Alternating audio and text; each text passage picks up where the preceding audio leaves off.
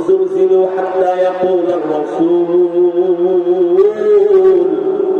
والذين آمنوا معه متى نصر الله ألا إن نصر الله قريب الله تعالى ডাকতে বলে তোমরা কি ধারণা করছো আমি আল্লাহ তোমাদেরকে আমি জান্নাত দিয়ে দিব আল্লাহ বলে না না না তোমাদের পূর্ববর্তীরা জান্নাত পাওয়ার জন্য রক্ত ঝরাইছে ঘাম ঝরাইছে জীবন দিতে শহীদ হয়েছে ঠিক কিনা বলেন সাহাবীরা কষ্ট করতে করতে আর পারতেছে না জিহাদের ময়দানে তরবারির আঘাত খেয়ে পড়ে আছে চিকিৎসা নাই পানি নাই সাহাবীদেরকে কাফিররা অবরোধ করে রেখেছে খাবার নাই বর্তমানে গাজার যে অবস্থা সেম সাহাবীদের অবস্থা এর চেয়ে আরো ভয়ঙ্কর হয়েছিল এমনি এমনি তো আর সাহাবীরা বলেন নাই যারা হলো পৃথিবীর শ্রেষ্ঠ মানুষ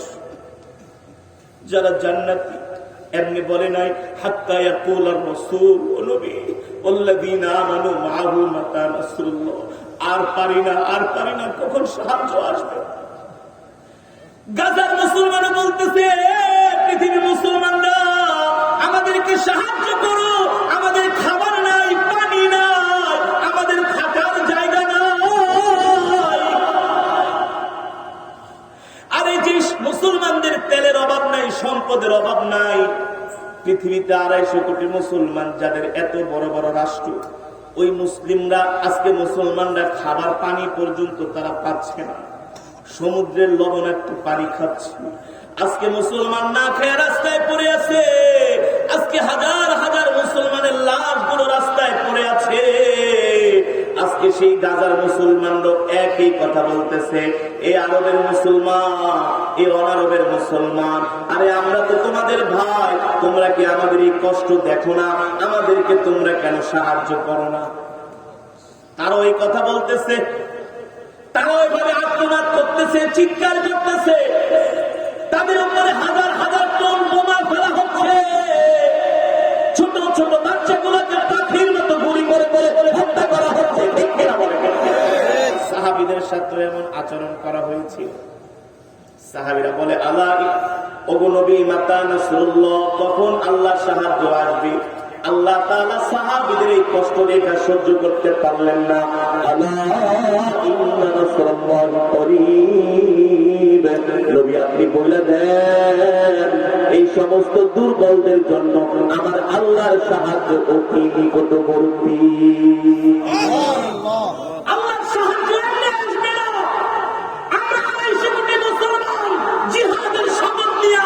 ময়দানে বের হয়ে যায় মুসলিমদের কাছে মুসলমানের কাছে যে অস্ত্র আছে সৈন্য আছে গোলা বারুদ আছে এগুলো নিয়ে মুসলমান ময়দানে নামুক দেখবেন আল্লাহ বদরে যেমন করে ফেরেশতা দিয়ে সাহায্য করছেন এখনো আল্লাহ সেই সাহায্য করবেন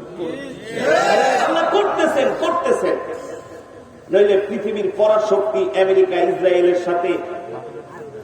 40 কিলোমিটার লম্বা 10 কিলোমিটার চওড়া রাজবাড়ী জেলার মতো একটা জায়গা এই জায়গার মধ্যে 35,000 মুজাহিদ আজকে 1 মাসের উপরে তারা যুদ্ধ করতেছে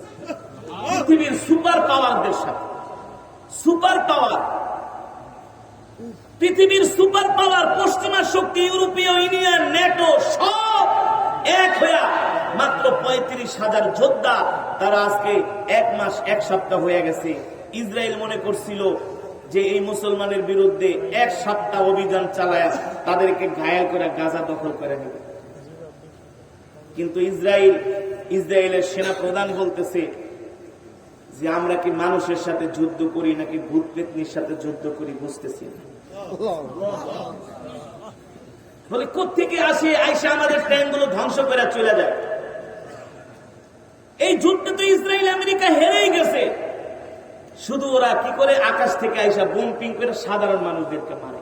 কোন হামাস যোদ্ধাদেরকে তারা মারতে পারে না ওদের হাজার হাজার সৈন্য জাহান্নামে চলে গেছে নিহত হয়েছে সেই হিসাবে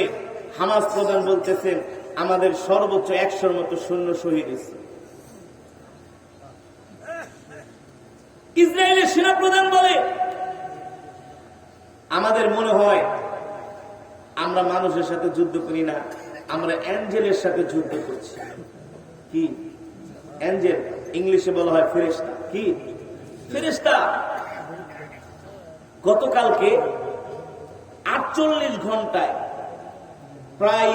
40টার উপরে ট্যাঙ্ক, ট্যাঙ্ক, কামান, সাজোয়াজান ধ্বংস করছে। 40টার উপরে যদি ট্যাঙ্ক, সাজোয়াজান ধ্বংস করে,